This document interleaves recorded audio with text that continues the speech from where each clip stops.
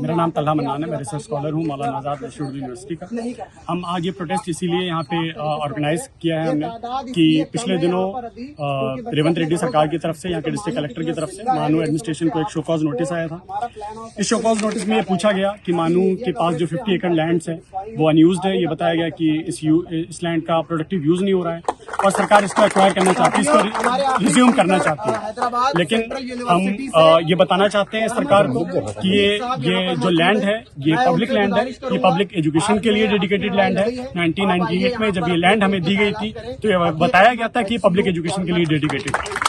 लेकिन अब इस लैंड के पे रियल एस्टेट की नजरें हैं, कॉर्पोरेट की नजरें हैं। तो हम यहाँ पे ये बताना चाहते हैं कि रेवंत रेड्डी सरकार चाहे जितनी कोशिश कर ले, हम अपनी इस लैंड से 1 इंच भी पीछे हटने वाले नहीं है। हम स्ट्रगल करेंगे और इस स्ट्रगल को यूनिवर्सिटी के बाहर लेके जाएंगे। हम इस स्ट्रगल को नेशनल कैपिटल में लेकर जाएंगे, लेकिन अपनी लैंड से, अपनी यूनिवर्सिटी से किसी भी तरह का कॉम्प्रोमाइज हम बर्दाश्त नहीं करेंगे। ये गवर्नमेंट कह रहा है कि एवरी ईयर ऑडिट होता है, सेम ऑडिट करके हम रिपोर्ट दी है, उसका हम पिछले 10 साल का ऑडिट गवर्नमेंट से मांग रहे हैं। हमें पिछले 10 साल का ऑडिट पब्लिकली अवेलेबल कराए गवर्नमेंट। हम मान लेंगे कि ईयरली ऑडिट क्यों सिर्फ 2025 का ऑडिट पब्लिकली अवेलेबल है, बाकी ईयर्स के ऑडिट्स कहाँ हैं?